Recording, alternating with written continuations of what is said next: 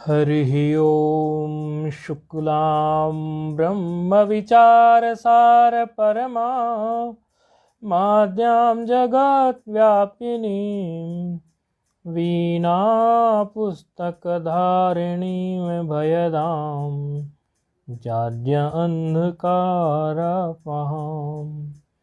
हस्ते स्फाटिकमालिकां विदधतीं पद्मासने संस्थितां वन्दे तां परमेश्वरीं भगवतीं बुद्धिप्रदां शारदां येनाक्षरसमाम्नाय मधिगम्य महेश्वरात् कृत्स्नं व्याकरणं प्रोक्तं तस्मै पाणिनये नमः। वाक्यकारं वररुचिं भाष्यकारं पतञ्जलिं पाणिनिं सूत्रकारञ्च प्रणतोऽस्मि मुनित्रयं नत्वा सरस्वतीं देवीं शुद्धां गुण्यां करोम्यहं पाणिनीये प्रवेशाय लघुसिद्धान्तकौमुदीम् आईं रील ऋक् एओं ऐ औ छायावारट लण यमगणनम झबय घड़दस जबगड़दश खफ छट चट तव कपय सससर हल इति माहेश्वराणि सूत्राणि।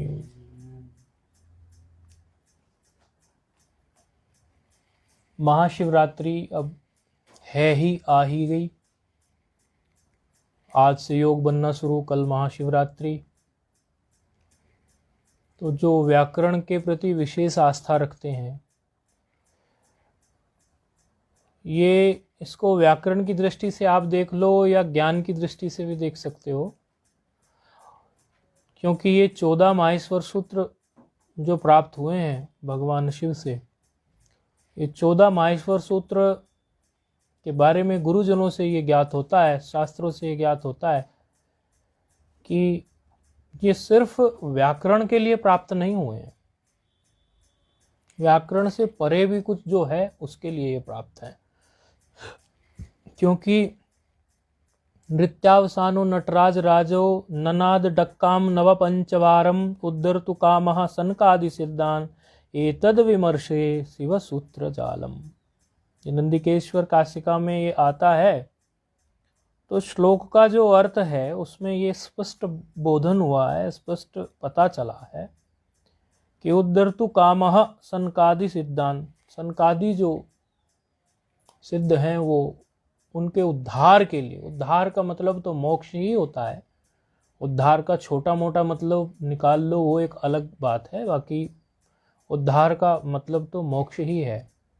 और ये आप सब लोग भी जानते ही हैं कि हम सब जो ये लघु सिद्धांत कौमुदी का स्वाध्याय पठन पाठन करते हैं इसमें भी हमारा उद्देश्य मात्र व्याकरण सीखना नहीं है, इसको माध्यम बनाकर, व्याकरण को माध्यम बनाकर अंतःकरण शुद्धि और इससे परे जो जगत है और जहाँ जगत और जगत का कुछ नहीं बचता वहाँ अपना ठिकाना जमाना और उसको जान लेना, ये इसका उद्देश्य है।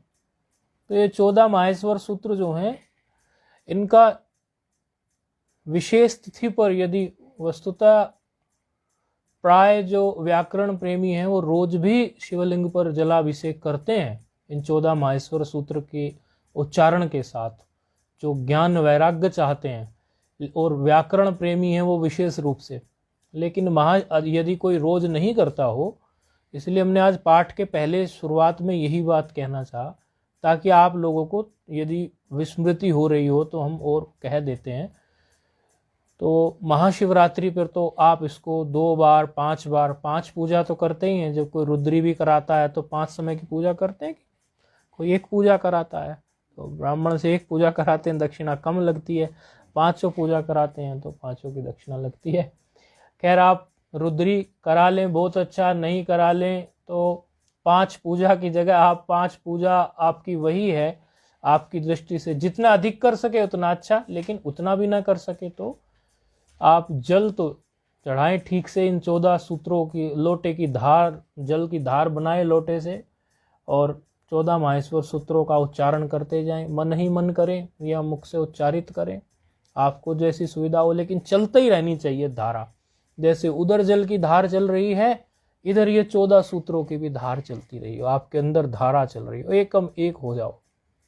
और अवश्य ही आप लोगों को ज्ञान प्राप्त होगा, अवश्य ही आप लोगों को व्याकरण तो प्राप्त होगा ही, और व्याकरण के साथ साथ इससे परे जो कुछ है, व्याकरण जहाँ तक पहुँचा सकता है और उससे भी आगे ले जाने की जो क्षमता भगवान शिव के उपदेश में है, उन्हीं से ये प्राप्त हैं, वो प्राप्त होगी। इसीलिए हमने बिल्कुल पाठ शुरू होने से पहले ही ये बात कह दी कि महाशिवरात्रि पर ऐसा आप कर सकते हैं।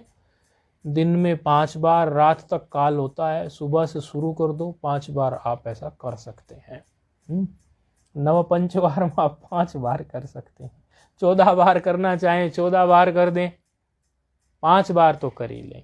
और ये कोई कठिन तो है नहीं, अपने आसपास के किसी ऐसे शिव मंदिर या अपने घर में ही शिवलिंग की स्थापना हो, यदि आपके ढूंढ के आप कर सकते हैं। यदि आपको आसपास के मंदिर भी नहीं मिलता शिवलिंग पर, और आपके घर में भी शिवलिंग की स्थापना नहीं है, यदि इतनी दुर्लभता हो गई है, तो भी आप अपने बैठकर कोई स्वच्छ स्थान पर, आपके घर में कोई स्थान तो ऐसा होगा जहाँ आप आसन बिछाकर बैठ जाएं, और वहाँ जो है मन में इन 14 मंत्रों को तो मानसिक भी कर सकते हैं।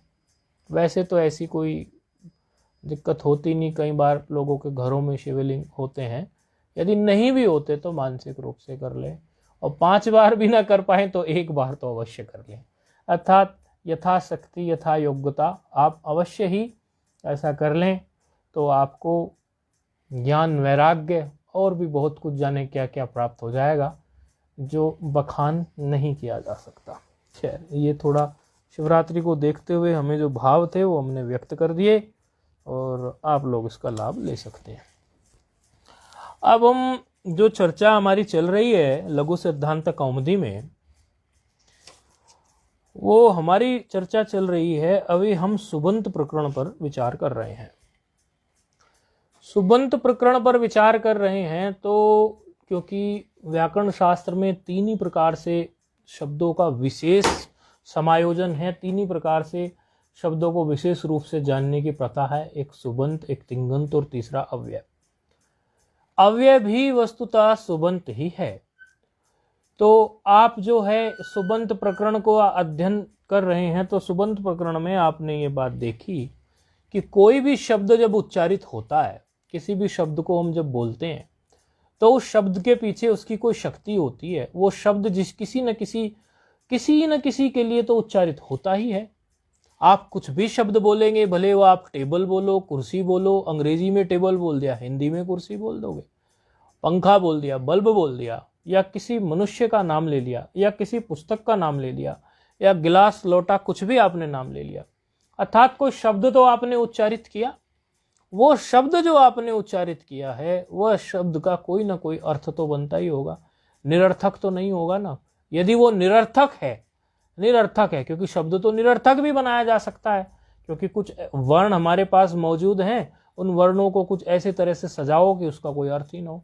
लेकिन यदि वो शब्द अर्थवान है, अर्थात उससे कोई अर्थ निकलता है, तो ऐसे शब्द की प्रातिपदिक संज्ञा हो जाती है।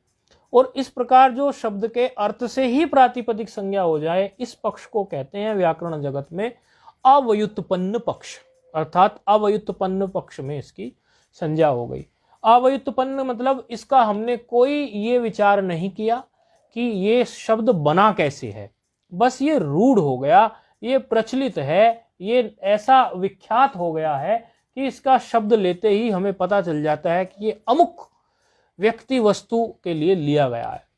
इसी तरह से जैसे हमने उदाहरण लिया था राम शब्द का, तो जैसे ही हमारी सनातनी सभ्यता में राम शब्द को हमने इतनी बार सुना होता है, और घर में संस्कार ऐसे होते हैं कि भगवान राम, इस प्रकार हमने सुना हुआ होता है, तो राम शब्द बोलते ही हमारे मन में एकदम आ जाता है, अरे वो तो दशरथ नंदन भगवान राम है। तो भगवान राम हमारे मस्तिष्क में एकदम घूमने लगते हैं, राम शब्द होते। हम इस बात का हमने कभी ये अंदाजा लगाने की कोशिश नहीं की कि राम शब्द बना कैसे होगा, या हमारे सामने कोई कृष्ण शब्द कहने लगे तो एक कृष्ण शब्द बना कैसे होगा, क्योंकि हमने इसके केवल अव्युत्पन्न पक्ष अर्थात जो रूढ़ हो गया, जो हमारे सामने प्रस्तुत हो रहा है, उसी पक्ष को हम लेकर फिर उसके बारे में हम विचार करते हैं। तो इसको बोलते हैं हम अव्युत्पन्न पक्ष। इसमें कोई अवयव का हम विचार नहीं करते। हम कभी ये नहीं सोचते कि राम या कृष्ण में हम रा को अलग तोड़ ले और माँ को अलग तोड़ ले, इस प्रकार का हम विचार नहीं करते। केवल इसको कहते हैं अव्युत्पन्न पक्ष। क्या बोलते हैं? अव्युत्पन्न पक्ष। इसमें हमारा कोई जी प्रातिपदिक को ही अव्युत्पन्न शब्द कहते हैं। देखो, हमने ये कहा कि प्रातिपदिक एक संज्ञा होती है जो व्युत्पन्न की भी होती है और अव्युत्पन्न की भी होती है, तो दोनों की होती है। अच्छा। ये तो दोनों की होती है, प्रातिपदिक संज्ञा दोनों की। वही तो बता रहे ना, एक सूत्र जो है वो अव्युत्पन्न पक्ष के लिए बनाया पाणिनि जी ने और एक व्युत्पन्न पक्ष के लिए, क्योंकि उनको दोनों की ही प्रातिपदिक संज्ञा करनी है, जिससे कि वो शब्द को एक पद बना सके। क्योंकि हमारा व्याकरण का कार्य क्या है? संस्कृत का कार्य है संस्कार करना। संस्कृत शब्द ही कैसे बनाए? संस्कार करने से। और संस्कार का मतलब है व्याकरण जगत में पद बना देना उसको, जो हम सूत्र पीछे पढ़ के आए हैं संज्ञा प्रकरण में, सुप तिङन्तं पदम, यही हमारा मुख्य ध्येय है। तो उसको बनाने के लिए हमें कोई प्रातिपदिक चाहिए, क्योंकि प्रातिपदिक से ही सारा खेल होना है। और प्रातिपदिक दोनों पक्षों में हो सकता है, व्युत्पन्न पक्ष में, अव्युत्पन्न पक्ष में। अव्युत्पन्न का मतलब यह है जिसमें हम कोई उसके अवयवों की कल्पना नहीं करते, वो किन किन अवयवों से मिलकर बना है, किन किन चीजों से मिलकर बना है। हम कभी ये नहीं सोचते कि राम जो है, राम शब्द को हम अवयवों में तोड़ लें, रा तोड़ लें, माँ तोड़ लें, ऐसा हम कभी विचार नहीं करते, क्योंकि वह उसका जो है अव्युत्पन्न पक्ष है। तो अब हम दूसरा पक्ष देखते हैं, व्युत्पन्न पक्ष, क्योंकि व्याकरण जगत में दो ही पक्ष हैं, अव्युत्पन्न और व्युत्पन्न।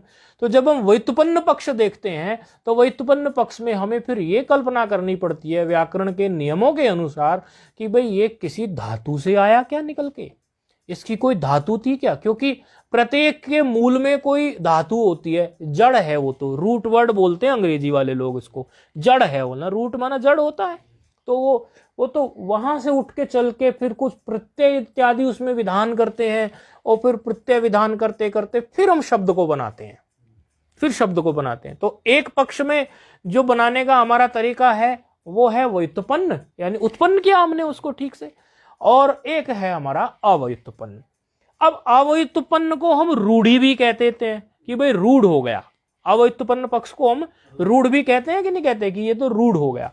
अच्छा, शब्द वस्तुता, क्योंकि अब हम आपको ये बात बता देते हैं, जो ऑनलाइन देखते होंगे सुनते होंगे, ये बात उनके सामने हमें नहीं पता या आप लोगों के सामने आई कि नहीं आई, और यदि आई होगी तो आपको विस्मृत हुई हो तो स्मृति हो जाएगी, पक्की हो जाएगी, और यदि नहीं आई होगी तो ये पक्ष भी आपको पता होना चाहिए।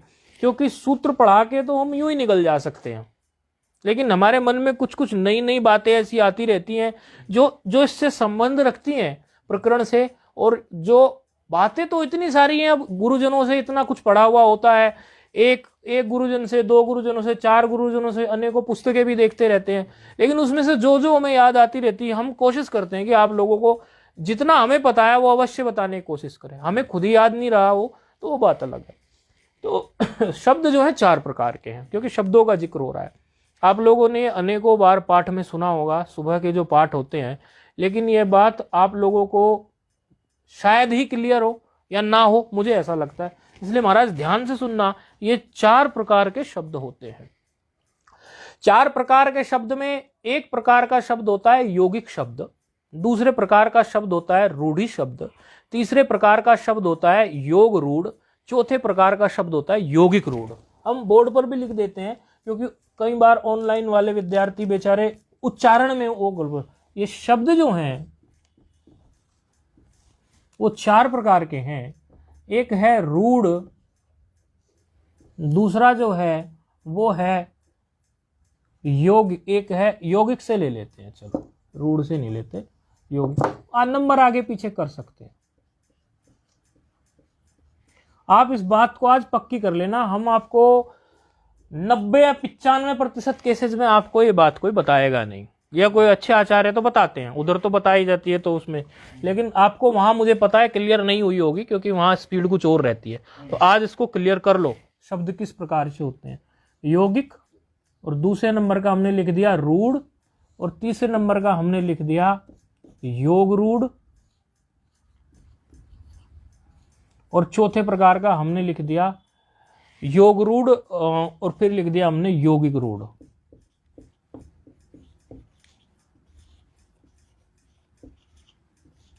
ये शब्दों को हमने 4 कैटेगरी में रख दिया, 4 विभाग इसके कर दिए। यदि आप में से कोई इनमें से किसी के बारे में भी जानता है, शब्द 4 प्रकार से जो रखे गए हैं, तो हमें अवश्य बताए। कोई किसी एक के बारे में भी नहीं जानते हम तो बताएंगे, तो इसमें कोई चिंता की बात है ही नहीं, लेकिन प्रयास करने से विद्या और खिलती है। बताएगा कोई? ये 4 प्रकार के शब्द जो हैं, क्या इनको शब्दों को का मतलब निकलता है? आप बताएंगे फोन पर जो है, कोई बताने की मतलब कोशिश करेंगे? ये रूढ़ शब्द तो जो है वो सामान्य प्रचलन में जो शब्द आते हैं। हाँ बिल्कुल, ये तो क्योंकि समझ में आ रहा है इसलिए कई बार 2-3 बार तो जिक्र हो गया, इसलिए कहा मैंने प्रयास करो। हाँ ठीक बोल रहे हैं आप। और देखो, रूढ़ को ही हम क्या बोल देते हैं, अव्युत्पन्न भी, ठीक है, इसलिए कहीं कंफ्यूज नहीं होना है। हाँ, अव्युत्पन्न पक्ष ही होता है, रूढ़ को ही अव्युत्पन्न भी बोल देते हैं। और यौगिक शब्द वह होते हैं जो धातु प्रत्ययों से बनाते हैं, अर्थात इसको व्युत्पन्न भी बोल देते हैं। तो 2 को तो बिल्कुल सीधी सरल भाषा में समझ में आते हैं। ये 2 किसी से भी पूछो फट से बता भी देता है, लेकिन ये जो 2 बाकी के बचते हैं, योग रूढ़ और यौगिक रूढ़, यहां थोड़ा कंफ्यूजन होता है विद्यार्थियों को। और खास तौर में दोनों में योग शब्द सा, एक में योग और एक में यौगिक आ रहा है, तो इसी वजह से भी कंफ्यूजन हो जाता है, एक भ्रम पैदा हो जाता है, ठीक से जानकारी प्राप्त नहीं होती। इसलिए हम आपको ठीक से इसको बताने की कोशिश करते हैं। अच्छा, यौगिक शब्द आपने समझ लिया कि ये व्युत्पन्न पक्ष है इसका, तो व्युत्पन्न पक्ष में आप देखोगे तो वो उसका यौगिक शब्द है। और दूसरा जो हमने बताया अव्युत्पन्न पक्ष, जो कि रूढ़ी है, अर्थात जो रूढ़ हो गया उसको हम अव्युत्पन्न, जो रूढ़ हो गया उसको हम अव्युत्पन्न पक्ष कहते हैं। योग रूढ़ का मतलब ये है कि ये जो शब्द होता है इसका व्युत्पन्न पक्ष भी होता है और रूढ़ पक्ष भी हो सकता है, लेकिन इसके रूढ़ पक्ष पर ही जोर होता है, अर्थात व्यवहार में इसके रूढ़ पक्ष को ही हम लेते हैं। यौगिक भी हो सकता है, इसका अर्थ होता है, यौगिक अर्थ भी होता है इसका। यौगिक अर्थ का मतलब ये व्युत्पन्न होता है व्याकरण की ठीक ठीक दृष्टि से, लेकिन ध्यान हमारा योग रूढ़ में, योग रूढ़ शब्द में केवल रूढ़ पर ही जोर होता है हमारा, अर्थात जब हम इसका अर्थ करने जाते हैं तो इसका रूढ़ अर्थ ही मानकर हम करते हैं। जैसे ये आप जो है गो आपको बताया, अब गो का जो आप यौगिक अर्थ निकालेंगे तो गच्छति इति गो। अगर व्युत्पन्न पक्ष आप निकालेंगे इसका यौगिक कि भाई जो चल फिर सके वो गो, लेकिन क्या आप हर चल फिर सकने वाले को गो कह सकते हैं? क्योंकि मनुष्य भी तो चल फिर रहा है, और तो और गाड़ियां भी चल फिर रही हैं, भले वो दूसरा उसमें कोई एक और चेतन है, और गधा भैंस सब चल फिर रहे हैं, तो हम फिर भी गो शब्द से जो रूढ़ हो गया, क्या रूढ़ हो गया? गाय, उसी को हम मानते हैं। तो इस प्रकार के शब्द को क्या कहेंगे? योग रूढ़ शब्द है कि नहीं है? योग रूढ़। और उदाहरण ले लेते हैं, इसके उदाहरण अधिक लेंगे तो आपको क्लियर होगा, खाली 1-2 उदाहरण नहीं रखें। जैसे आप देखेंगे कि कोई शब्द है आपके सामने, हाँ कोई शब्द है पंकज। पंकज का आप क्या मतलब निकालते हैं? पंकज का वैसे क्या मतलब सुना है आप लोगों ने? सामान्य रूप से सुना है किसी ने? कोई पहले थोड़ा बहुत तो होता है ना, कमल है कि नहीं? कमल। अच्छा, तो कमल होता है पंकज का मतलब, लेकिन पंकज का यदि आप व्युत्पन्न पक्ष से अर्थ निकालना शुरू करेंगे तो अर्थ तो निकलता है कि पंकात जायते इति पंकज, यानी पंक माना कीचड़, कीचड़ से जो जन्मा हो उसको पंकज कहते हैं। अब कीचड़ से तो बड़ी वस्तुएं जन्मती हैं, काई भी कीचड़ में जन्म रही है। देखा ना आपने, तालाब में काई हो जाती है, कीड़े मकड़े भी कहीं कीचड़ से जन्मते हैं। ये कीड़े मकड़े या कुछ चीजें, आप हमेशा ये मत समझना कि सृष्टि में जो कुछ भी हमें दिख रहा है वो प्रजनन से ही पैदा हुआ है, कि वो विशेष प्रजनन होता है स्त्री का और पुरुष का, मादा या नर का, उससे ही होता है। आप देखिए पसीने आ जाते हैं, पसीने से भी तो पैदा हो जाते हैं। हम तो बचपन में पढ़ते थे, तब तो हमें ये बातें पता ही नहीं थी, तो हम बायोलॉजी में पढ़ते थे कि गेहूं की बाल को यदि आप पसीनों में रख दे तो चूहे पैदा हो जाते हैं। देखो, और तो और हमें तो गुरुजनों ने यहां तक बताया, हमने तो ये परीक्षण नहीं किया कि मेंढक जो होता है, आप लोगों को सुनकर थोड़ा आश्चर्य होगा, मेंढक जो होता है, मेंढक का आप 10 टुकड़े कर दीजिए और रख दीजिए, वो आपको चूर्ण की तरह सूख जाएंगे। सूख गए, और जब बारिश आए वो 10 टुकड़ों को, मेंढकों को आप, वो 10 टुकड़े हो गए, एक तरह से रख दिया आपने, आप उनको जो है फेंक दीजिए। बारिश के समय बारिश टप टप बरस रही हो, फेंक दीजिए बारिश में, वो 10 ही मेंढक बन जाते हैं। अब बताओ इनमें कौन सा प्रजनन हुआ है कि नहीं? मछली के बीज में होता है। तो इस प्रकार से सृष्टि में बहुत कुछ चीजें चलती रहती हैं। तो कीचड़ से भी कुछ ना कुछ जन्म होता है, तो वो सबको हम क्या कमल कहते हैं क्या? नहीं कहते ना। लेकिन पंकज का रूढ़ अर्थ क्या पड़ गया, अर्थात प्रचलित क्या हो गया? पंकज का मतलब कमल। तो इसका मतलब ये हुआ कि उसमें व्युत्पत्ति पक्ष भी है, पंकात जायते, लेकिन हमें लेना क्या है? रूढ़ पक्ष। तो इस प्रकार के शब्द को क्या कहते हैं हम? योग रूढ़।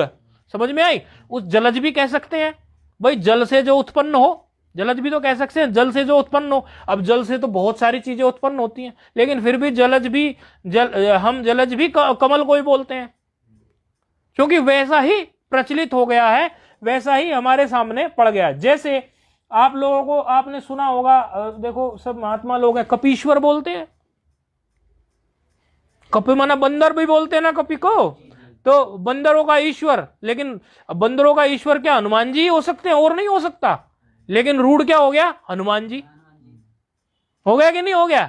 तो ये इसमें अगर उसकी हम व्युत्पत्ति पक्ष देखें तो अर्थ कहीं और घटित हो सकता है, लेकिन व्युत्पत्ति पक्ष होते हुए भी हमें जो रूढ़ हो गया है, हम जब उसको ले लेते हैं, तो जैसे विश्वामित्र है, अब विश्वामित्र का आप व्याकरण दृष्टि से करो, विश्वस्य मित्र, भाई जो विश्व का मित्र हो, पूरे विश्व का मित्र हो, उसका विश्वामित्र कहते हैं।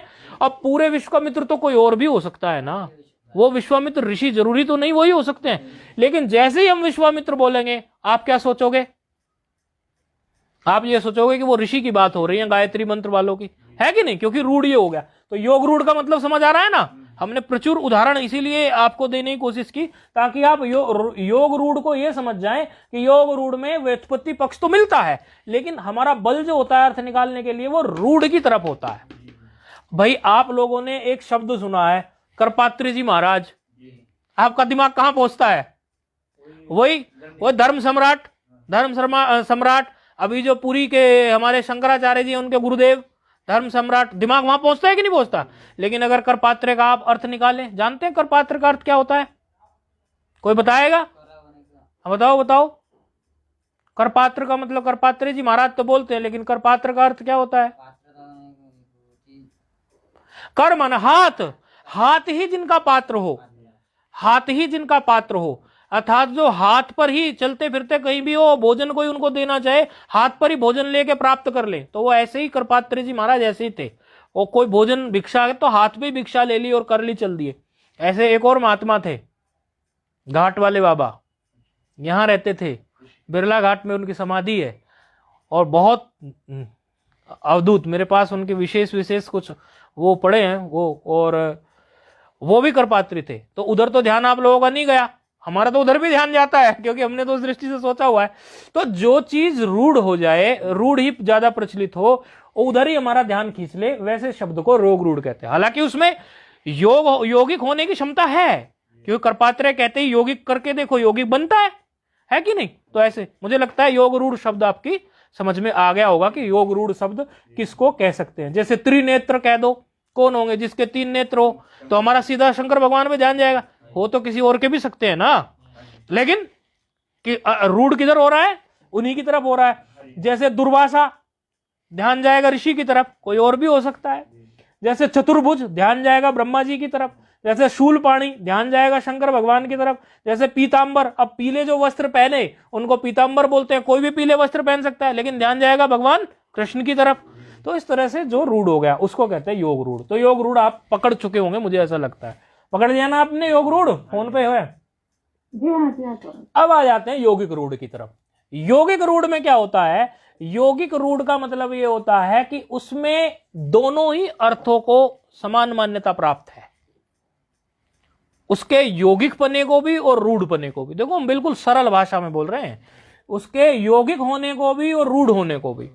अर्थात जब उसका यौगिक अर्थ हमें अभिष्ट है तब हम उसका यौगिक अर्थ समझ लेते हैं, और जब हमें उसका रूढ़ अर्थ अभिष्ट है, जरूरत है हमें, तब हम उसका रूढ़ अर्थ समझ लेते हैं। तो ऐसे शब्द को यौगिक रूढ़ कहते हैं। अर्थात इसमें दोनों अर्थों का समावेश है। उद्भिज है, उद्भिज शब्द है। उद्भिज शब्द तो उद्भिज जो बोले ऐसे मिट्टी या कुछ फोड़ के, पत्थर फोड़ के जो बाहर निकले उसको उद्भिज बोलते हैं। कोई भी चीज हो सकती है उसमें, वृक्ष निकलता है, कोई कीड़ा भी निकल सकता है, उद्भिज बोलते हैं ना कि उद्भिज है ये, कि ये पत्थर फोड़ के या कुछ फोड़ के बाहर आया, इसको उद्भिज बोलते हैं। ये भी बोलते हैं, उद्भिज का ये मतलब है। अच्छा, और उद्भिज का यहां ये उद्भिज का जो है उद्भिज, ये तो उसका यौगिक अर्थ हो गया। हाँ, और उसमें एक दूसरा जो है उद्भिज, उद्भिज का दूसरा अर्थ जो निकलता है वो याग इत्यादि के लिए जो हम प्रयोग करते हैं वो भी निकलता है। तो इस तरह से यौगिक रूढ़ जो शब्द होता है उसमें जो भी शब्द आएंगे वो हमारी उस समय की जरूरत के हिसाब से, उस समय की जरूरत के हिसाब से वो यौगिक भी हो सकता है और वो रूढ़ भी हो सकता है कि नहीं? उसको दोनों की हमारे उसको देखना पड़ेगा, प्रसंग क्या है, उस प्रसंग से उसके दोनों अर्थ घटाए जा सकते हैं। और योग रूढ़ में केवल हमें रूढ़ की तरफ ही जोर देना है, योग की तरफ जोर नहीं देना है।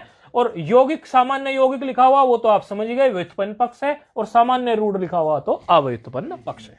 तो ये चार पक्ष तो हमने इसके आप लोगों को बता दिए शब्द के, क्योंकि ये सामने बात पढ़ रही थी और हम खुद भी, हमारे एकदम से हमें विचार आया, फिर हमने सोचा यदि हम भूल ना जाए तो हमने नोट करके ही रख लिया कि आपको बताना हो कुछ और वो चीज हमारे दिमाग से ना निकल जाए, इसलिए हम लिख के रख। जी, उदाहरण एक बार और समझा दीजिए। किसका? किसका? यौगिक रूढ़ का। यौगिक रूढ़ में बस आप इतना समझ लीजिए, शब्द तो कई सारे आते रहेंगे, अब हमें पूरे शब्द तो याद नहीं है, कि ऐसा शब्द जो कि समय पाने पर रूढ़ अर्थ में भी प्रयोग हो जाए, जो प्रचलित हो, और जो है वो योग अर्थ में भी, यौगिक जो उसकी व्युत्पत्ति पक्ष है उसके हिसाब से भी वो प्रयोग हो जाए। बस इतना आप समझ लीजिए। अधिक उदाहरण आप इसके ढूंढोगे तो हम इसकी 10-12 लिस्ट बना के आपको दे देंगे यौगिक रूढ़ की। ठीक है, इसमें दोनों ही पक्ष रहते हैं, योग रूढ़ में केवल रूढ़ पक्ष रहता है। ठीक है, चलो अच्छा, तो ये तो हमने चलते चलते बता दी बात, आपके उसमें पड़ी रहेगी।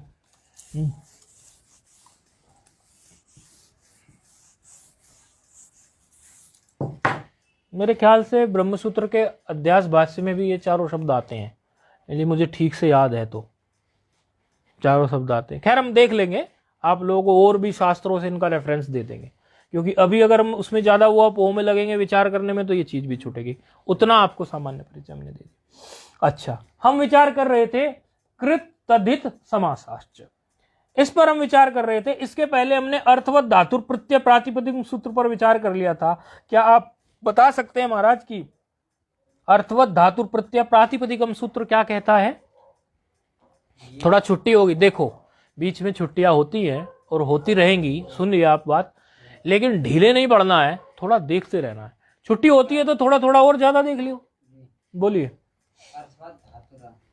अर्थवत धातु, इसका क्या अर्थ है इस सूत्र का? मतलब इसमें धातु नहीं होना चाहिए, मतलब इसमें धातु भी नहीं होना चाहिए और प्रत्यय भी नहीं है, प्रयत्न चाहिए, इसमें वर्जित है।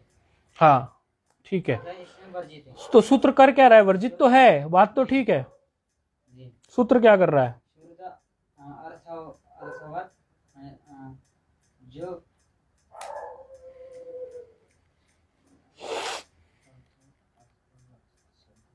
जो अर्थवाची, आप बताएंगे महाराज ये सूत्र क्या कर रहा है? अर्थवद धातु अप्रत्यय प्रातिपदिकम, ये सूत्र कर क्या रहा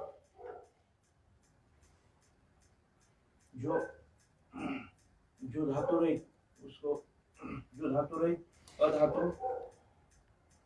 जो प्रत्यय रहित और जो प्रत्यांत रहित रहित, ऐसे शब्द स्वरूप की प्रातिपदिक संज्ञा होती है। यदि वो अर्थवत हो तो अर्थवत भी होना चाहिए, क्योंकि कोई बार कोई निरर्थक बोलेंगे तो उसकी नहीं, परंपरा शब्द छोड़ दीजिए आप बस इतना सोचिए कि वो अर्थवत होना चाहिए, उसमें अर्थ होना चाहिए शब्द में कुछ। परंपरा भी बात ठीक है, लेकिन सूत्र के अनुसार चलेंगे ना अभी।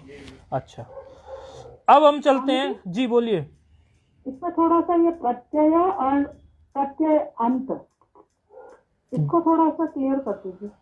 देखो, जब आप सामान्य सब लोगों को राम का रूप रटा होता है, तो राम के रूप में हम क्या करते हैं, आप देखते होंगे रामेशु रूप होता है कि नहीं होता है, एक कौन सा होता है वो रामेशु, कहाँ आता है, सप्तमी बहुवचन में। तो रामेशु जो शब्द है वो कैसे बना, राम धन कोई प्रत्यय लगाया, ये तो अभी सिद्धि आप लोगों के सामने आएगी ही आएगी, लेकिन आपने पूछ लिया तो बता दे, राम धन प्रत्यय आया कि नहीं आया सुप, तो वो जो उसमें प्रत्यय आया उसको तो प्रत्यय कहा, राम धन सुप ये प्रत्यय है।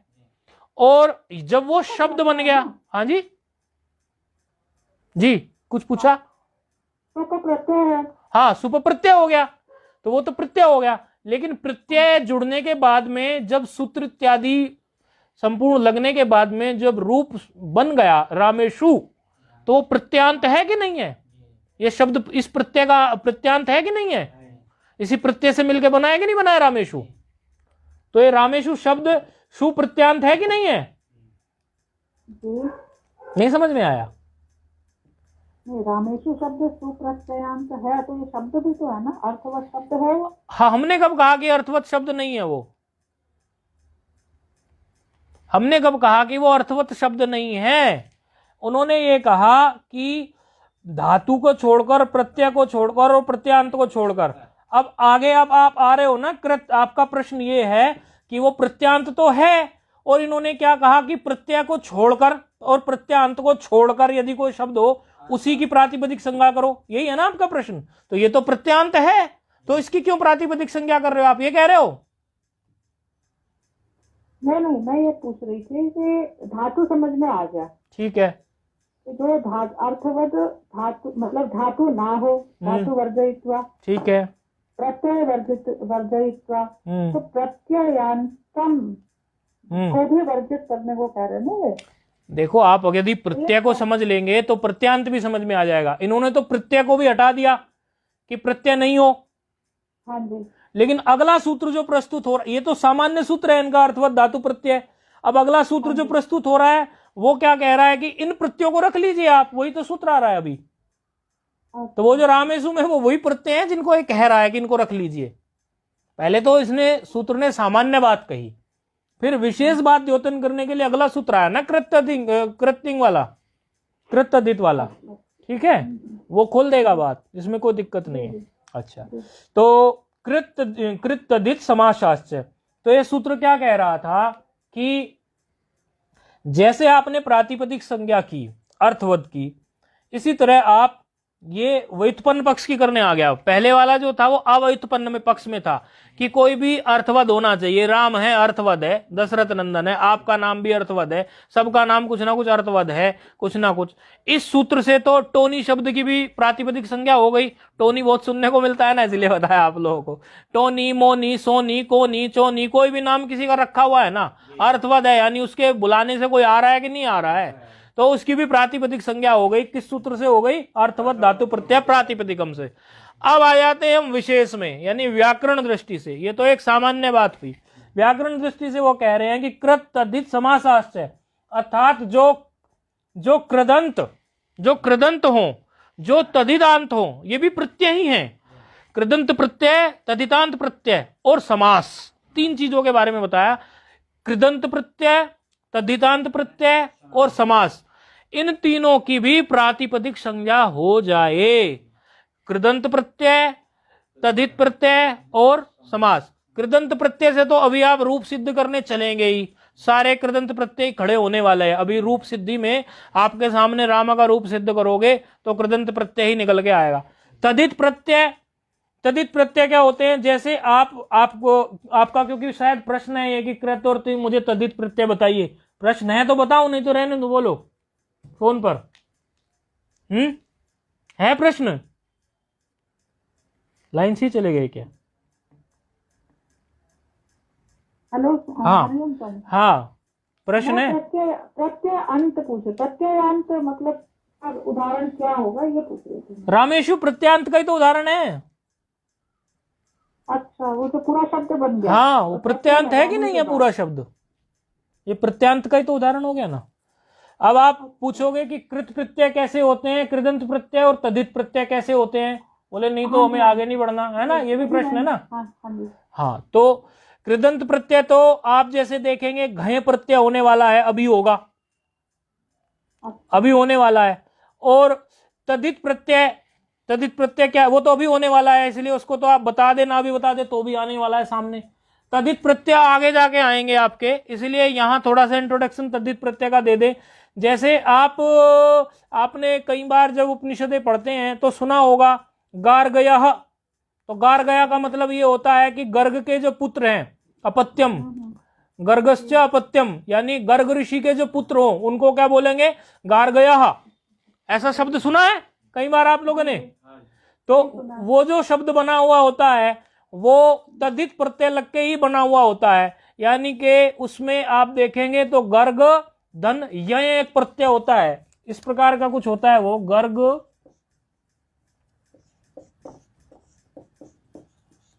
तदित प्रकरण में आएंगे, आप देखेंगे इस प्रकार का प्रत्यय होता है और उसी से वो शब्द बन जाता है गार्गय। वो तो सूत्र आते हैं कई सारे, तब देखोगे आप। तो ये प्रत्यय जो है ये क्या है? अपत्य अर्थ में होता है। अपत्य मतलब किसी का पुत्र इत्यादि दर्शाना हो, उस अर्थ में इस प्रत्यय को करते हैं, तदित प्रत्यय बोलते हैं इनको। ऐसे ही तदित प्रत्यय बहुत सारे हैं, ये है, इय है, अय है, अण है, ठक है, यत है। कुछ लिख देता हूं तदित प्रत्यय, तद्धित प्रत्यय है ये। तद्धित प्रत्यय कुछ लिख रहा हूं, जैसे गणपति, सूत्रों की तरफ ध्यान मत देना ज्यादा, वो सूत्र आप आगे पढ़ेंगे, बस खाली प्रत्ययों का ज्ञान रखना। गणपति में अण प्रत्यय होता है, तद्धित प्रत्यय है। गणपति में अण प्रत्यय होने के बाद में इसमें फिर ये बन जाता है गाणपत्यम, गाणपतम, इस तरह से ये तद्धित प्रत्यय है। वर्षा में ठक प्रत्यय कर दो, ठक भी एक प्रत्यय होता है तद्धित का ही, ठक। वर्षा में कर दो ठक प्रत्यय, वर्षा शब्द होता है ना, वर्षा में ठक प्रत्यय कर दो, ठक को फिर एक हो जाता है, ऐसे करके शब्द बन जाता है वार्षिक। यह आप पूरा आगे पढ़ेंगे, क्योंकि आप ये पूछना चाहते थे कि तद्धित प्रत्यय कैसे हो।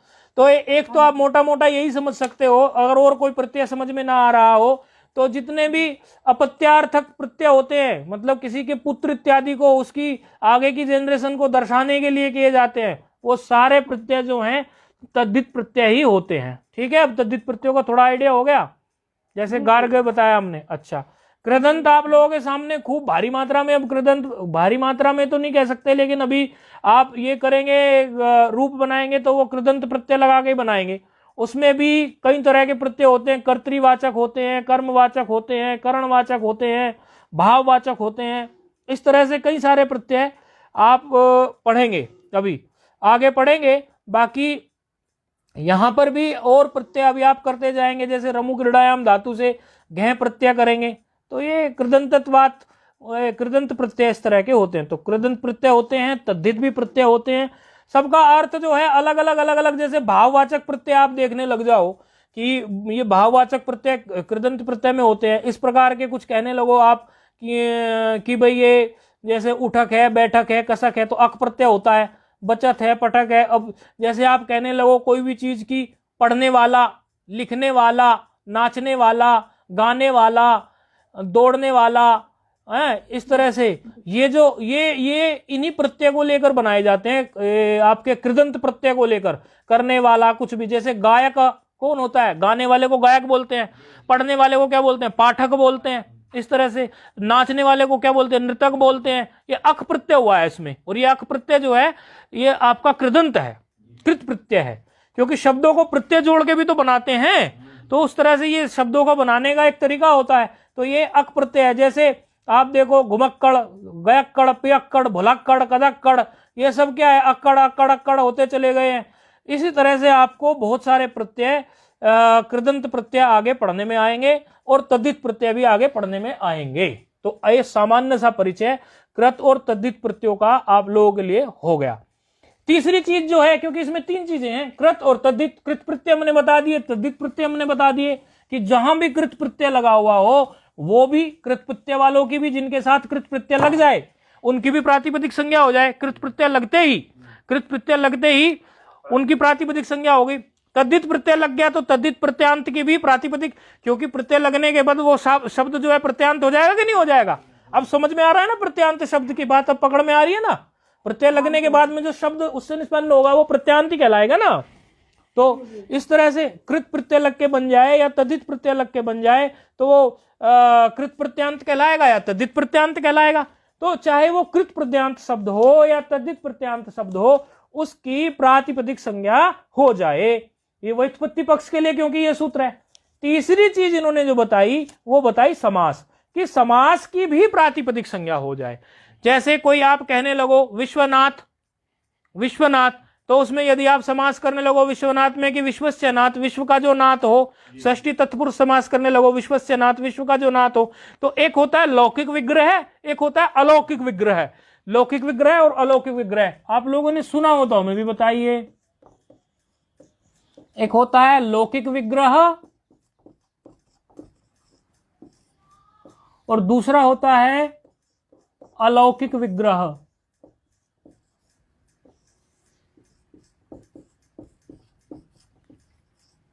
कुछ याद है थोड़ा बहुत अलौकिक और लौकिक विग्रह? पढ़ा है आपने थोड़ा, ये सब आगे तक पढ़ा हुआ है आपने? नहीं पढ़ा हुआ तो आपका तो फिर कोई गलती नहीं मानी जाएगी। आ रहा है? अच्छा, समझ में आ रहा है तो बताइए। ये तो बहुत अच्छी बात है, बिना पढ़े कोई बात समझ में आने लगे।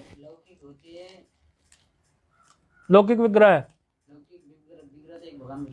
नहीं, वो नहीं। आपने तो संप्रदायवत समझा दिया, व्याकरणवत समझाइए। ये उसको देखो, वो विग्रह मतलब भगवान वाला विग्रह नहीं, क्योंकि एक ही शब्द के अलग अलग अर्थ होते हैं। जो शास्त्र हम जिस समय पढ़ रहे हैं उस शास्त्र के अनुसार जब उस शब्द का अर्थ किया जाता है तो उसको बोलते हैं पारिभाषिक शब्द है, ये टेक्निकल शब्द है। जैसे गुण एक शब्द होता है, अब आद गुणा व्याकरण की दृष्टि से गुण हो गया, और उधर देखोगे तो सत्वरज तमस एक गुण हो गया, और संसारी दृष्टि से कहोगे तो बोले इसके अंदर अच्छे गुण है बुरे गुण है, तो गुण शब्द के कई अर्थ हो गए कि नहीं। तो व्याकरण शास्त्र में जो लौकिक विग्रह है और अलौकिक विग्रह, आपने तो ये सोचा होगा भगवान का जो विग्रह होता है उस प्रकार से, नहीं। व्याकरण शास्त्र में लौकिक विग्रह अलौकिक विग्रह क्या होता है, कुछ याद आ रहा है? अच्छा, कोई नहीं। ये जैसे हमारा जो है ये विश्वस्यनाथ है, ये तो सामान्य हमारा लौकिक विग्रह ही हो गया। सीधा सीधा जो विग्रह कर दो आप, विश्वस्यनाथ बोले ऐसे, या विश्व का नाथ ऐसे सीधा सीधा, जिसमें कोई आपको व्याकरण के ज्ञान की अधिक आवश्यकता नहीं है, उसको क्या कहेंगे? लौकिक विग्रह। और यदि वही विग्रह हमने उसकी विभक्ति के साथ कर दिया, उसकी विभक्ति के साथ कर दिया, तो उसको क्या बोल देंगे? अलौकिक। जैसे इसको लिख दो, विश्वस्य में क्या है? षष्ठी, तो इसका षष्ठी लिख दीजिए आप, विश्व। षष्ठी का प्रत्यय क्या होता है? अब आ रहे हैं निकल के, सटासट रटने भी हैं। गस होता है ना, गस होता है कि नहीं होता? तो ऐसे लिख दो, गस, विश्व, गस, धन, नाथ। नाथ प्रथमा है ना, नाथ, तो प्रथमा का क्या होता है? सु। तो इसको ऐसे आपने अलौकिक रूप से लिख दिया, विश्व का उत्तर पद गस लिख दिया और नाथ से आगे उत्तर में लिख दिया सु। ये हो गया अलौकिक विग्रह। ठीक है, व्याकरण का विग्रह जो है हमारा अलौकिक, मतलब कोई व्याकरण ही इस पर लिखेंगे ना। सामान्य तो कोई भी कह देगा विश्वनाथ, विश्वस्यनाथ ऐसे कह के छोड़ देगा, लेकिन विभक्ति इत्यादि के साथ हमने जोड़ के लिख दिया कि विश्व, गस, नाथ, सु, इसको बोलते हैं अलौकिक विग्रह। समझ में आ गया ना फोन पे? ये तो हाँ, तो ये दो विग्रह इसमें होते हैं, लौकिक विग्रह, अलौकिक विग्रह, इस प्रकार से। तो अब जो हमने ये समास किया था विश्वस्यनाथ में, तो हमने ये लौकिक और अलौकिक की दृष्टि से इसको थोड़ा लिख दिया था। या आप समझो राज्य पुरुषय का भी लिख सकते हैं हम। राज्य पुरुषय में भी राजन गस जैसे एक शब्द है आपका, अभी तो विश्वस्यनाथ तो बता दिया, अब राज्य पुरुषय ले लो। राज्य पुरुषय एक समास है, क्योंकि तीसरी चीज समास रह गई ना सूत्र में। भाई कृत समझ लिया, तद्धित समझ लिया, तो समास क्या होता है उसको भी थोड़ा सा तो समझना पड़ेगा, वरना सूत्र में लगेगा कि हमारा कुछ बच गया, हम उसको समझ नहीं पाए। तो राज्य पुरुष यह एक सामान्य जो है इसका लौकिक विग्रह है। राज्य, राज्य गया नहीं बोलते, जय बोलते ना, राज्य पुरुष अर्थात राज का पुरुष, ठीक है ना, राजकारणी पुरुष हो कोई, राजा का पुरुष, राज्य का पुरुष उसको है ना, तो राज्य पुरुष है। यह एक सामान्य बात होगी। या राजा का पुरुष कौन होता है? उसका सेवक ही होता है ना, वो सेनापति या कोई भी हो उसका सेवक ही होता है। तो ये तो लौकिक विग्रह हो गया। और यदि हम इसी का अलौकिक विग्रह करने लगे तो देखेंगे कि राज्यों में कौन सी विभक्ति है, और उस विभक्ति का वो लिख देंगे राजन, राजन से आया है ये, राजन गस, राजन गस, और पुरुष में प्रथमा है तो पुरुष सु, ऐसे। तो ये हो गया हमारा अलौकिक विग्रह। यही बात विश्वस्यनाथ में भी बताई थी ना, कुछ हमने नई बात नहीं बताई। ये लौकिक, ऊपर वाला लौकिक, राज्य पुरुष लौकिक, और राजन गस पुरुष सु, इस प्रकार लिख देना अलौकिक विग्रह। तो ये जो अलौकिक विग्रह आपका बना, इस अलौकिक विग्रह की अर्थात समास की भी जो आपने ये समास किया, इस समास की भी आपकी कृत तद्धित समासास्त्र सूत्र से, जब आप समास पढ़ेंगे बार बार ये बात कहा करेंगे आपके आचार्य, हमसे पढ़ रहे होंगे तो हम करेंगे, आगे किसी से पढ़ रहे होंगे तो वो करेंगे। तो कृत तद्धित समासास्त्र सूत्र से इसकी भी प्रातिपदिक संज्ञा हो जाती है। किसकी? इस पूरे, ये पूरा का पूरा जो समुदाय है, खाली राजन की नहीं, राजन गस पुरुष सु पूरे की हो गई क्या? प्रातिपदिक संज्ञा। फिर प्रातिपदिक संज्ञा करने से आगे एक सूत्र इनको प्राप्त होता है, सुपो धातु प्रातिपदिक हो, जो फिर सुपो धातु प्रातिपदिक हो इनका लुक कर देता है गस का और सु का, फिर यही बच जाता है। वो एक अलग पूरी प्रक्रिया है, लेकिन ये उसकी पूरे के पूरे की प्रातिपदिक संज्ञा हो गई। अब पूर्व पक्षी एक प्रश्न खड़ा करता है कि आपने समास की ये कही कि समास की भी प्रातिपदिक संज्ञा हो, प्रातिपदिक संज्ञा ही तो आप करना चाहते थे, तो प्रातिपदिक संज्ञा तो समास की वैसे भी हो जाती। बोले क्यों हो जाती? कि अर्थवान है वो तो, भाई कुछ राग का भी अर्थ निकल रहा है, पुरुष का भी अर्थ तो निकल ही रहा है, वो तो अर्थवान ही समूह अर्थवान है, कोई ऐसा तो है नहीं कि निरर्थक है। और अर्थ वाले की तो प्रातिपदिक संज्ञा होती है, ये आप पहले कह के आ गए अर्थवत धातु प्रातिपदिकम। फिर इस सूत्र में आपको कृत तद्धित के साथ समास क्यों जोड़ना पड़ा? बात समझ में आ रही है? यदि पूर्व पक्षी का प्रश्न समझ में आएगा तो उत्तर समझ में आएगा, यदि प्रश्न ही समझ में नहीं आएगा तो उत्तर में फिर गड़बड़ होगी। फोन पे बताइए, आपको ये बात समझ में आई? पूर्व पक्षी ने क्या प्रश्न खड़ा किया? पूर्व पक्षी ने ये कहा कि कृत प्रत्यय और तद्धित प्रत्यय को तो आप इसकी संज्ञा दे ही रहे हैं प्रातिपदिक की, तो समास को क्यों दे रहे हैं? हाँ हाँ, समास की तो प्रातिपदिक संज्ञा वैसे ही हो जाती। किससे हो जाती? बोले अर्थवद होने से। अर्थवद ही तो है भाई, आपने राज्ञ लिखाया, राजन लिखाया, पुरुष लिखा, दोनों ही तो अर्थवत शब्द हैं। समास में कोई भी शब्द आपको अनर्थक तो मिलने वाला नहीं है। विश्वस्यनाथ में विश्व का भी कोई अर्थ है, नाथ का भी कोई अर्थ है, पूरे पूरे समुदाय को आप देख लो कोई ना कोई अर्थ है, तो अर्थवत धातु प्रत्यय से फटाक से आपको उसकी जो है प्रातिपदिक संज्ञा हो जानी चाहिए। अब आया प्रश्न खुलकर समझ में? हाँ जी, मतलब ये है कहने का कि जैसे ये विश्वनाथ है, हाँ, या राज्य, कोई भी समास कर दीजिए, कोई भी समास जो भी आपको याद हो। हर एक समास में कोई शब्द होंगे। पुरुषोत्तम, हाँ पुरुषोत्तम, सब में कुछ ना कुछ शब्द होते हैं, और वो शब्द तो अपने आप में अर्थवान होते ही हैं। ऐसा तो, क्योंकि बिना अर्थ वालों को तो वो भी समास में नहीं रखा सकते, अर्थ वाले हैं। हाँ जी, हाँ बोलिए बोलिए बोलिए, कुछ कह रहे? नहीं, मैं कह रही थी कि इसका मतलब ये जो समाज को भी प्रातिपदिक कहना, तो ये पुरुषोत्तम को प्रातिपदिक कहना है। हाँ, पुरुषोत्तम हो या कोई भी हो, कोई भी समास है तो हाँ, उस समास को कहना है या उसके अलौकिक विग्रह को लेकर? नहीं, अलौकिक विग्रह तो उसके समास होने को दर्शाने का तरीका हो जाता है ना। अच्छा, वो तो दर्शाने का तरीका है उससे, ताकि समास का थोड़ा ज्ञान हो जाए। हाँ, कुल मिला के वो जो शब्द समूह है उसकी अर्थवद होने से प्रातिपदिक संज्ञा तो हो ही गई, अर्थवद तो है, वो अर्थ तो निकल रहा है उसका कुछ, है कि नहीं? लेकिन उनका कहना ये है कि सिर्फ इतनी बात नहीं है, इस तरह तो जितने भी अर्थ वाले हैं, अर्थ वाला समुदाय आपको प्राप्त हो गया। समुदाय होता है ना पूरा, 2-3 शब्द होते हैं समास में। भाई समास का मतलब क्या है, एक से ज्यादा होंगे तभी तो समास होगा, अकेले का तो समास नहीं हो सकता। संधि का भी एक से ज्यादा वर्ण होते हैं तो जुड़ते हैं। समास मतलब समसनम, जुड़ने को ही बोलते हैं, और संधि भी जुड़ने को ही बोलते हैं। तो 2 से ज्यादा होंगे अर्थात समुदाय तो बन गया। तो इस तरह तो आप कुछ भी कह दोगे कि देवदत्त भोजन करता है, देवदत्त भुंगते, उसकी भी कर देंगे आप तो प्रातिपदिक संज्ञा। फिर भाई वो भी, उसका भी अर्थवान भी है और समुदाय भी है, तो देवदत्त भुंगते आप उसकी भी कर दोगे। इसीलिए ऐसा ना हो जाए देवदत्त भुंगते, इसकी आप प्रातिपदिक संज्ञा ना कर दे, देवदत्तो भुंगते। देवदत्त बोला हमने लेकिन शुद्ध हुआ देवदत्तो भुंगते। देवदत्तो क्यों हो गया ये आप समझ गए होंगे, उत हुआ है, किससे हुआ है, हसीचे से, क्योंकि हस का बकार पर में है कि नहीं है। तो देवदत्तो भुंगते बोले इसकी भी प्रातिपदिक संज्ञा हो जाती। इसलिए इस प्रकार के वाक्य की प्रातिपदिक संज्ञा ना हो जाए, उसको हटाने के लिए हमने बोला कि यदि समुदाय को मिल रहा है, शब्दों का समूह या को मिल रहा है, तो उसमें से जिसमें समास हो केवल उस समुदाय की, उस समास वाले की ही प्रातिपदिक संज्ञा करनी है। इसलिए समास शब्द को स्पेशल रखना पड़ा, विशेष रूप से द्योतन करना पड़ा। बात समझ में आई? जी स्वामी। ठीक है, अब आगे बढ़ते हैं।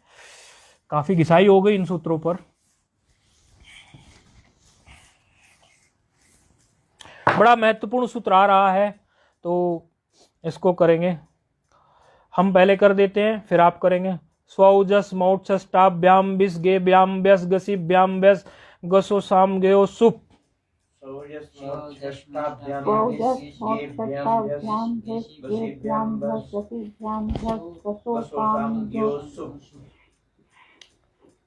इस सूत्र में यदि आप अपनी पुस्तक बंद कर दें और केवल इस सूत्र को, केवल सूत्र को देखें आप, तो इसमें आप जो हमारे पास हैं वो तो यही हैं, और जो ऑनलाइन है वो उसको पढ़ रहे होंगे तो हम लिख रहे हैं।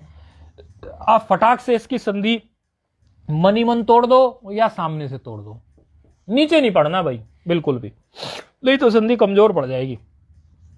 आप इधर देखो, आप केवल पुस्तक बंद करके इधर देखो और इसकी संधि तोड़ दो। अपनी पुस्तक पे लिखते जाओ फटाफट फटाफट। हाँ, इसका टूटा हुआ रूप, विच्छेद रूप, इसका जो बोर्ड पर हमने लिखे हैं, ये लिख रहे हैं ना हम, स्वाउ जस माउट, इसका टूटा हुआ रूप अपने उस पर लिख दीजिए। देखना नहीं है, नीचे तो लिखा है इसका विग्रह, इसका मतलब विच्छेद, नीचे नहीं देखना है। इसमें से तोड़ के बताना हमें कि क्या टूटा। सही तोड़ना बिल्कुल आसान है बहुत, और फटाक से संधि भी बता देना। ये नहीं कि तोड़ तो दिया संधि ना बताओ, बहुत सरल है। जब तक हम लिखेंगे तब तक आप तोड़ देंगे, इसलिए समय खराब भी नहीं होगा, ना आपका ना हमारा। और जो ऑनलाइन देख रहे हैं उनके पास पुस्तक है, केवल सूत्र को देखें, उसका अर्थ ना देखें, उसकी वृत्ति ना देखें, और खुद से उसको तोड़ दें।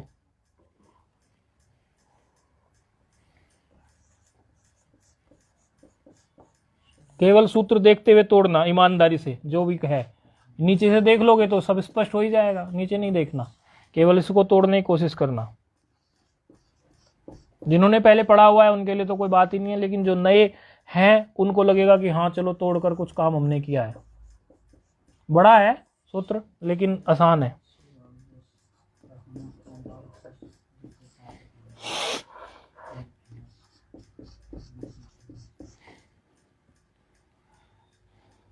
जो यहां बैठे हैं उनके लिए लिख रहे हैं हम बोर्ड पे, ताकि वो बोर्ड पे ही देख के कर दें, वैसे ना करें। और वो भी बता दें हमें, हम बस आपका नंबर आ गया अभी पूछने का, बस हम सूत्र का क्रमांक लिख रहे हैं 412 सूत्र का क्रमांक, और याद भी करना है ये। ठीक है, तोड़ दिया आपने? हाँ बोलिए, बिल्कुल बोलिए।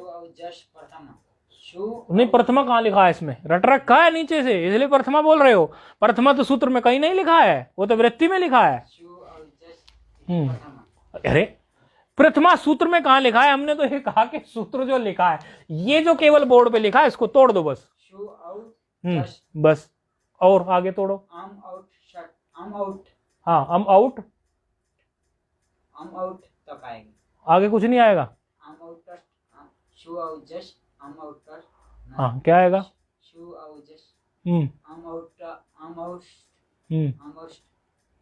टाप्यम हम्म टाप्यम हम्म। संधि भी बतानी है। टाप्यम भीष हाँ ठीक है, टाभ्याम बेस गेभ्यम गेभ्याम व्यस बेस घैषिभ्यम भष हम्म गशो हम्म गशो श्याम ज्ञायु शु हम्म शु और जश इति पठनम् हम्म। आम और शश इति द्वितीय टाप ये तो वृत्ति की बात कर रहे हो आप, वृत्ति पे तो हम आ ही रहे हैं, वो वृत्ति नहीं पूछ रहे हैं आप। प्रश्न को पहले प्रश्न को समझिए कि प्रश्न क्या पूछा है। प्रश्न सिर्फ इतना है कि जो बोर्ड पर हमने लिखा है स्वौ जस मौ छस टाभ्याम भिस गेभ्याम व्यस गसिभ्याम व्यस गसो साम ग्यो सुप, इतना हमने बोर्ड पे लिखा है। इसको तोड़ दो आप, इसमें प्रथमा द्वितीया मत जोड़ो। प्रथमा द्वितीया तो सूत्र की वृत्ति में लिखा है, वो तो बता ही देंगे, उसमें कोई बड़ी बात नहीं है। शु औ जश आउट षष्ठ षष्ठ, अच्छा टा शन शु औ जश आउट षष्ठ टा भैम। अब ये तोड़ेंगे आप, सुनना ध्यान से, और संधि भी बताएंगे ये किसमें कौन सी संधि हुई है। क्योंकि देखो तोड़ना तो ये दिमाग में सेट होता है, रटा रटाया तोड़ देता है कोई, लेकिन संधि का ज्ञान होना चाहिए ना भाई। महाराज संधि तो सीखने आए हैं, यहाँ प्रक्रिया ग्रंथ है, ये प्रक्रिया तो पता होनी चाहिए। आप तोड़ दीजिए और उसकी संधियां भी बताते जाइए कौन कौन सा सूत्र लगता गया है। ठीक है, इको अणची, सुओजस में इको अणची लग गया, बिल्कुल सही। आगे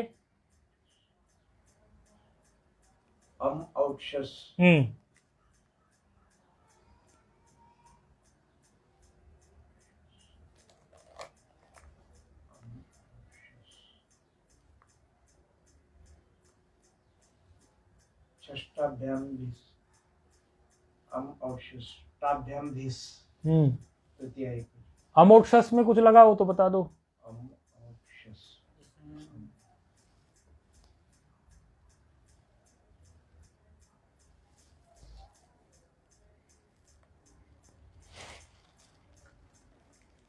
आप फोन पे आप बता दीजिए पूरा करेंगे। हाँ फटाफट बताते चले जाइए, आपको तो पक्का है, आपसे तो हमें बड़ी आशा लग गई। मुझे लग रहा है बताएंगे आप नहीं बताएंगे तो हम बताएंगे, आप बताओ, लेकिन कोशिश करो, बताओ। जस में तो सु और औ इको अणची होके ठीक है, आगे बढ़ो। फिर है जस जसा, जस में जस का आकार अम बन गया। ठीक है, आगे बढ़ो। अम औत और शस, ये शस छोटी से, हाँ यही तो देख रहे थे हम, इसको भूल गए थे ना। शस का सकार स्टुनाष्टुहु से शकार बन गया, शकार परे है। ध्यान भेस गे ध्यान भ्यस दसी ध्यान भ्यस गस ओस आम गी और सुख। गी में ये फिर से यहाँ पे कोई अणची हो गया, यो सुख ओस और सुख। हरिओम। हाँ हाँ ठीक है ठीक है ठीक है ठीक है ठीक है जी। अब आया पकड़ में, ये कुछ आया पकड़ में। देखो देखो वृत्ति पे देखो, हम इसको जोड़ते हुए चलेंगे ना तो उल्टा समझ में आ जाएगा। देखिए वृत्ति देखिए, सुओजस टूटा हुआ है, इको अणची, ये तो सबको समझ में आ गई। सुओजस इति प्रथमा, प्रथमा ये छोड़ देना, अभी पहले संधि बता रहे हैं फिर वृत्ति। सुओजस, ये इसमें तो इको अणची समझ में आ रही है, सु और आओ में ये इको अणची लगी है, उकार है पर में अच है, तो उकार की जगह पे ये क्या हो गया, वकार हो गया। ठीक है, अब अम आउट सस ये टूटा है, तो ये तो सुओजस में सकार में आकार घुसा हुआ था, उसको आकार को निकाल के अमोक्षस ये निकाल लिया। तो अमोक्षस में आप देखो कौन सी संधि लगी अमोक्षस में, शस छोटी, शस छोटी से शकार का क्या हो गया, छकार, छकार हो गया, छकार हो गया चवर्ग, और इधर हो गया टवर्ग, तो चवर्ग टवर्ग का योग हो गया। चवर टवर्ग के योग में दूसरा सूत्र कौन सा लग गया, स्टुनाष्टु, तो उससे हो गया श्वा, आधा श्वा है ना ये, शस महाराज इधर शस है ना ये, तो दो सूत्र लगे यहाँ पर, क्या, शस छोटी और स्टूना, हाँ स्टूना वाला। ठीक है, फिर अगला है हमारा टा ब्याम भिस, तो टा ब्याम भिस तो ऐसा ही रखा है, उसमें कोई दिक्कत नहीं है। अच्छा, फिर है हमारा गे ब्याम ब्यास, इसमें भी कोई दिक्कत नहीं है। आगे फिर गसी ब्याम ब्यास, ये भी ऐसा ही रखा हुआ है हमारा। फिर उसके बाद जो है ये गसी ब्याम ब्यास के बाद क्या है, गसो। गसो का मतलब क्या है, ओस वाला वो हटा, वो ले लिया ना उन्होंने साथ में जोड़ के, गसो, ये ओस को इधर जोड़ दिया ना, गसो तभी तो हुआ ना, गसो। फिर साम, इसको जोड़ दिया, साम, ये हो गया। फिर इसमें गयो में इन्होंने क्या किया, फिर वही इको एनर्जी लगा दिया गी और ओस में, अंतिम वाला सप्तमी वाला जो है, हाँ, इसमें इको एनर्जी लग गया। भले या आप लोगों को यदि इसमें कोई वो रह जाए ना, तो अपनी भले पुस्तक में लिखकर इसका अभ्यास कर लेना कि एक यहाँ लगाया गी ओस सुप में लगी है और ऊपर जो था वहां पर 2 सूत्र लगे, इस तरह से आप इसका लेकिन अभ्यास अवश्य कर लें। क्योंकि देखो सूत्रों में जो हमारी संधियां हुई हैं उनको हम बराबर देखते जाएंगे। अब संधि का अभ्यास ऐसे ही तो होगा नहीं, पीछे छुड़ जाएगा। जब तर्क पढ़ते हैं ना, तर्क न्याय पढ़ते हैं, उस समय अगर आचार्य मतलब हमारे प्रति बहुत समर्पित हों और वो समय देने वाले हों तो पूरा व्याकरण पक्का करा सकते हैं, और आगे के शास्त्रों में भी। और इसी में अब हम आगे आगे जैसे पढ़ेंगे आपकी पूरी संधि पक्की कराई जा सकती है, लेकिन थोड़ा आपको भी सजग रहना पड़ेगा। तो इस तरह से ये सूत्र है। इस सूत्र का जो वृत्ति है वो है सवो जस इति प्रथमा, अम आउट सस इति द्वितीया, टाभ्याम्बिस इति तृतीया, गे भ्याम्बस इति चतुर्थी, गसी भ्याम्बस इति पंचमी, गस ओ आम इति षष्ठी, गी ओ सुप इति सप्तमी। ये 7 विभक्ति की बात इन्होंने यहाँ पे कर दी। कुछ व्याकरणों का कहना यह है कि ये 7 विभक्ति की जो उन्होंने बात की, ये 4 1 2 सूत्र क्रमांक है। बोले इससे पहले ग्रंथकार को अर्थात वरदराजाचार्य जी को यहां पर पहले प्रत्यय सूत्र लिखना था, फिर परश्च सूत्र लिखना था, फिर ज्ञा प्रातिपदिकात सूत्र लिखना था, फिर स्वौजस वाला सूत्र लिखना था। बोले इस क्रम से यदि वो लिखते तो विद्यार्थियों को और अधिक सरल और सुगम तरीके से ये बात समझ में आती। क्यों ऐसा क्यों कह रहे हैं वो, तो अगले सूत्रों को हम ले लेते हैं, उसके बाद उनको बता देते हैं। तो तीनों सूत्रों को एक साथ ले लेते हैं क्योंकि वृत्तियां उनकी कोई खास है नहीं। तो ज्ञा प्रातिपदिकात, प्रत्यय, परश्च, उनका ये कहना है कि जैसे हम इस सूत्र को पहले ले लें, प्रत्यय सूत्र को, प्रत्यय सूत्र को हमने पहले ले, बोर्ड पे लिखने की जरूरत नहीं क्योंकि बड़ा इनमें कोई विस्तार नहीं है, आप सुनने वाले भी सुन ही रहे होंगे ऑनलाइन, इस बात को आवाज तो आती ही है। तो वो कह रहे हैं कि प्रत्यय सूत्र जो बैठा हुआ है हमारा 3 1 1 पर, पहले इसको ले लेना चाहिए, ठीक कृतधित समासार्थ के बाद में पहले इसी को ले लेना चाहिए, फिर परश्चय सूत्र को लेना चाहिए, फिर ज्ञा प्रातिपदिकात ले लेना चाहिए, फिर स्वजस को लेना चाहिए। उसका जो ये तात्पर्य निकाल रहे हैं वो ये निकाल रहे हैं कि प्रत्यय सूत्र जो आया ये अधिकार सूत्र है, परश्चय सूत्र जो है वो भी अधिकार सूत्र है, ज्ञा प्रातिपदिकात जो है ये भी अधिकार सूत्र है, ये तीनों अधिकार सूत्र है। और सबसे पहले अधिकार सूत्र प्रत्यय आया जिसका अधिकार भी बहुत लंबा चौड़ा चलता है, बहुत बड़ा अधिकार है इसका, समझो 3 1 1 से लेकर 5 4 160 तक इसका अधिकार जाता है। जिसको लिखना वो लिख भी सकता है, या तो अपनी अष्टाध्यायी की पुस्तक में देख भी सकता है, पेज नंबर जो हमारे पास अष्टाध्यायी की पुस्तक है इसमें सबकी अलग हो सकती है, इसमें 20 नंबर पेज पर आप देखेंगे प्रथम ही सूत्र है, ये 3 1 1 सूत्र क्रमांक है, इसका अधिकार इसके सामने लिखा हुआ है, प्रत्यय सूत्र के सामने 5 4 160 तक जा रहा है। अर्थात ये सूत्र जो है 5 4 160 पर 5वां अध्याय ही पूरा हो रहा है, अर्थात तीसरे अध्याय के प्रथम पाद के प्रथम सूत्र से लेकर 5वें अध्याय के चौथे पाद के 160वें अंतिम सूत्र तक इसका अधिकार जा रहा है। अर्थात यहां तक जो भी हमारे प्रकृति से कुछ विधान किए जाए उनको प्रत्यय कहेंगे। प्रकृति किसको कहते हैं, प्रातिपदिक को ही प्रकृति भी कहते हैं, कहीं कंफ्यूज नहीं हो जाना, प्रातिपदिक को ही प्रकृति भी कहते हैं। तो प्रकृति से जो भी विधान किया जाएगा उसको प्रत्यय कहेंगे, ये बात ये प्रत्यय सूत्र कह रहा है। और कहां तक, बोले इस 3 1 से लेकर 5 4 160 तक जो भी विधान किया जाएगा प्रकृति से उसको प्रत्यय ही कहना।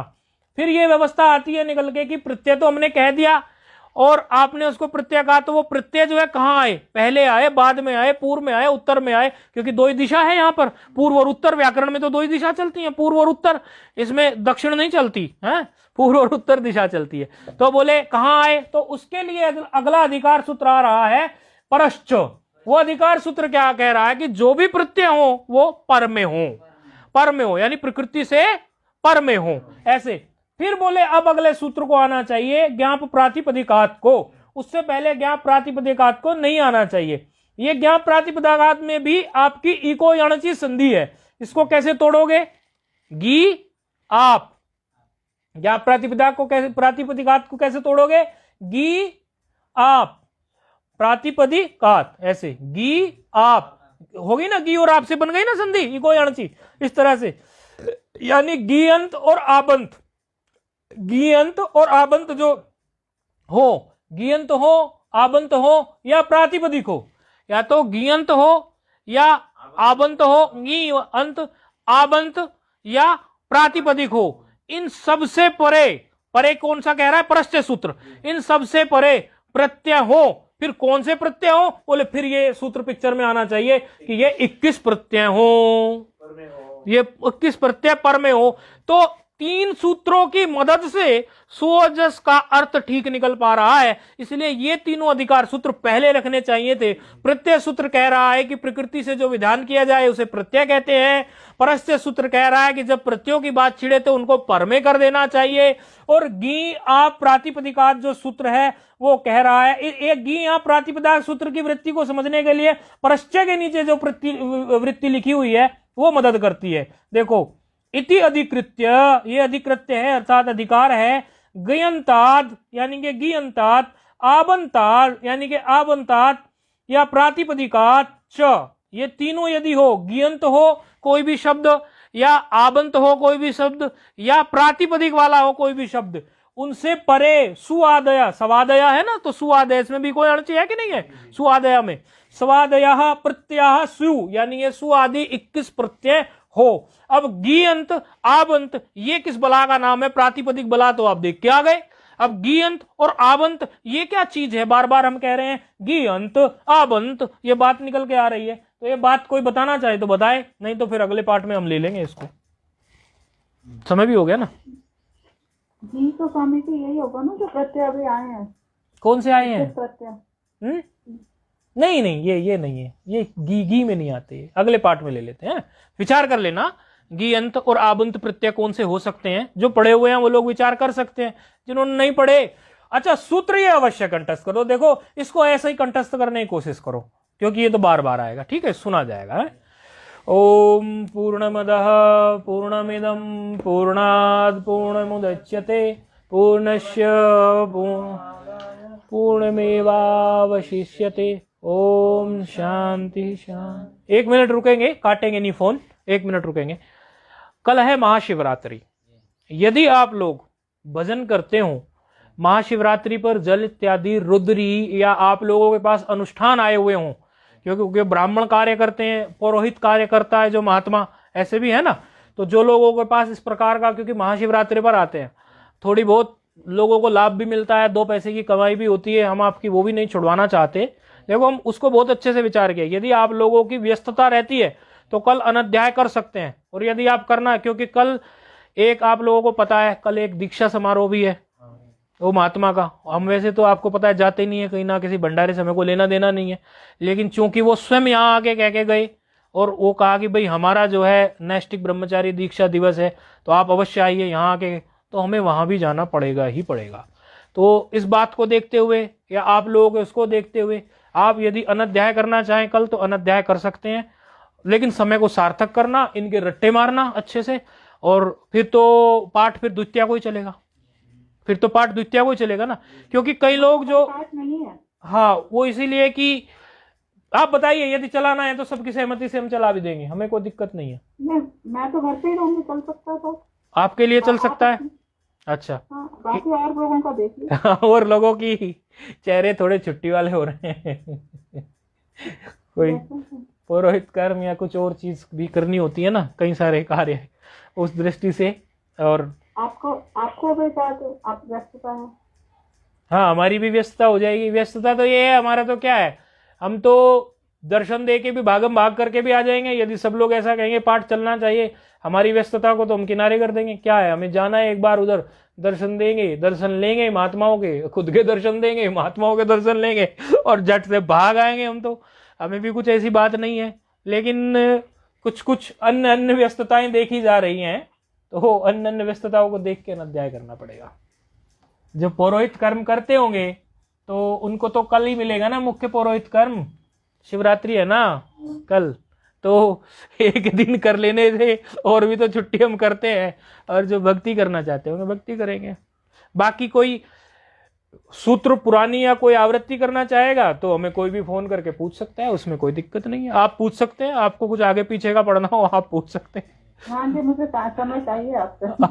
तो मुझे लग रहा था यही, आप आना चाहे आ सकते हैं, पूछ सकते हैं, जैसी आपको जो अनुकूलता पड़ेगी आप फोन करके जानकारी ले लेना, कोई दिक्कत नहीं। क्योंकि कल की हमारी जो समय की वो है उसके हिसाब से आप पूछ के तब आना यदि आएंगे तो है। फोन कर, पहले फोन पे बात, हाँ फोन पे ही हो जाएगा जैसा भी आप, हाँ आपकी जैसी अनुकूलता रहे। ठीक है फिर है, चलो। और ये जो छुट्टी तो रहेगी अध्याय, तो ये देख लेना सूत्रों को, ऐसा नहीं ठंडे नहीं पड़ना। पता चला कि जिस दिन छुट्टी पड़ी ठंडे पड़ गए, फिर वो नए क्रम से, क्योंकि व्याकरण का चिंतन करते हैं, ये तो अब हैबिट बना लो, है कि नहीं। आप सब मैच्योर लोग हैं, पुराने लोग हैं। चलो ओम।